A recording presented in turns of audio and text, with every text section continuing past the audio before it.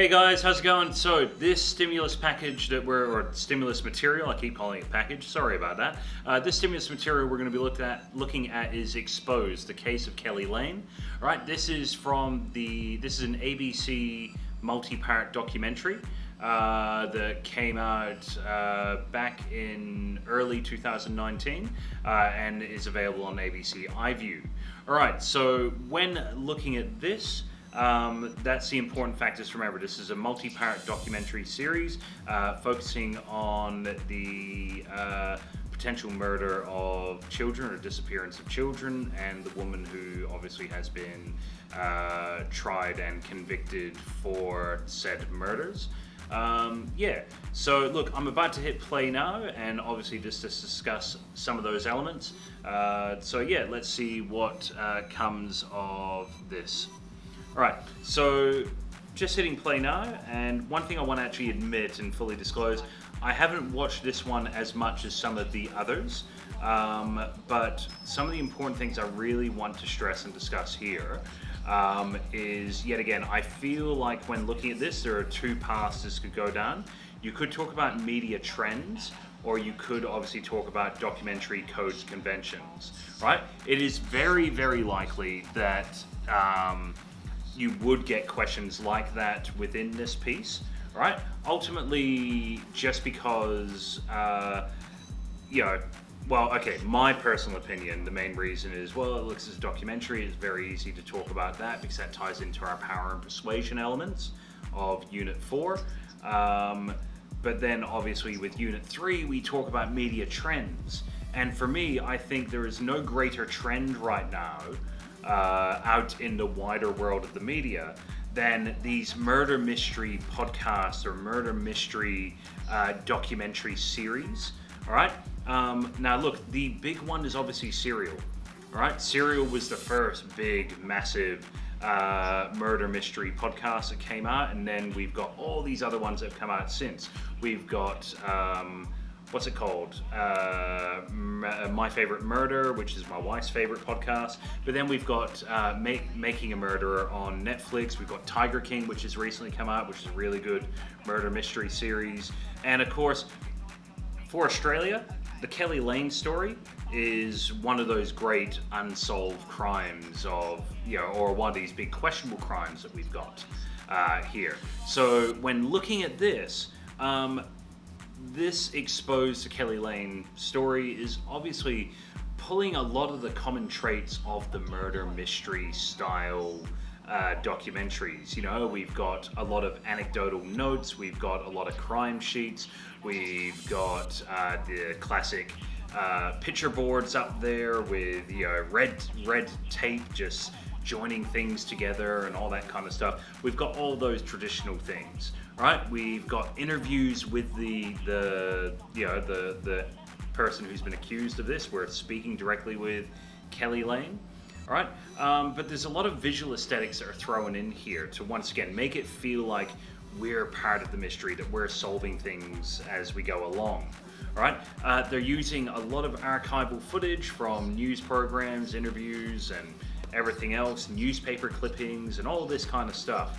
Because yet again, when you're looking at the murder mystery style, whether it be like an actual fictional piece or a non-fiction piece like this, often you see a lot of the same things coming up. People going through old footage, people going through newspaper clippings, people interviewing or having discussions with people who were actually directly involved or indirectly involved with the case in question. All right, this documentary is doing, as we can see now, like we're interviewing people, we're getting dramatizations, and keep in mind, dramatizations are when you recreate footage because obviously someone wasn't there at the time, right? Something as simple as Keli Lane getting into a car, someone getting into, her walking around with a baby in the hospital, all that kind of stuff. All that content is exactly the kind of things that we're looking for. Right?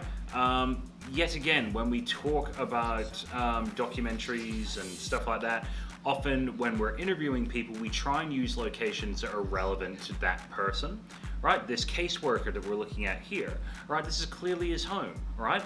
Or that's what we're making the assumption of based on the backgrounds and the surroundings, right? the reason for that kind of stuff, when we're looking at certain people like caseworkers and people that work in, child protection and stuff like that, we're seeing it in their homes because it personalizes them. When we're speaking with the lawyer, right, we see him in his office. We can see the city in the background, right? The reason we're seeing that is because a lawyer is supposed to be a credible witness or a credible voice, right? So we want to put them in a credible background. When we're interviewing someone who is, I said, maybe a witness or someone just sharing an opinion, and they're not a police officer, or they're not a lawyer or something like that. Yeah, you'll position them in a place that makes them, look warm and comfortable and welcoming, so that they're more trustworthy. Because that's the main thing. Once again, there's a documentary, much like the cyber war piece. What they're trying to do here is deliver a particular narrative.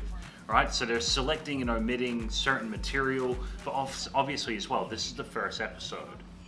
All right, and what they're doing is they want you to tune in every week. So they're establishing the groundwork for this mystery, because they're hoping you tune in each episode to learn more and more about Keli Lane's story. Hopefully you're starting to piece together in your own head, what's going on? Oh, she's guilty. She definitely did it. Oh, no, wait, there's room for doubt here. All that kind of stuff. All right, so all that's there as well. And yeah, because once again, it's that idea and that trend, once again, the media trend nowadays of must-see television. All right, this is one part reality television because it's about reality, and we're seeing this whole host of characters mixed with the documentary elements there.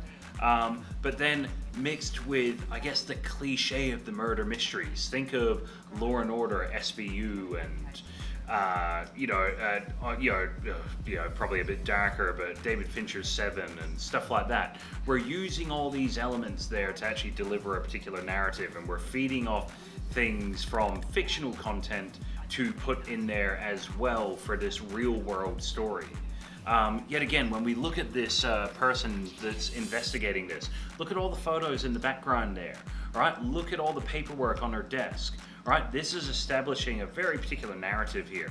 This journalist, yet again, she is framed in a particular way. She is presented well because she's a journalist, all right?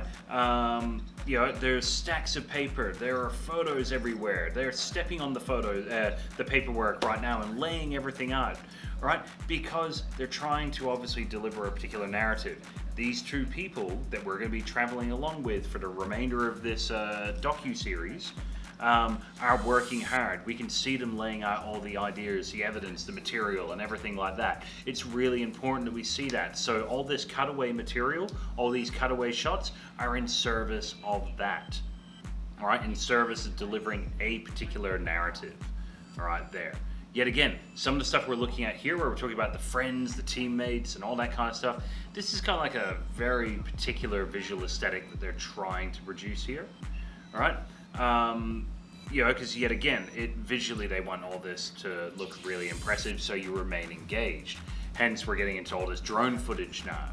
Yet again, higher production value than, say, the Great Meme War, right? That was probably done on a cheaper budget than this Keli Lane story, because we weren't getting all that content. A lot of that material that you would have seen in Cyber War was probably purchased through a licensing program, which gives you a bunch of stock footage.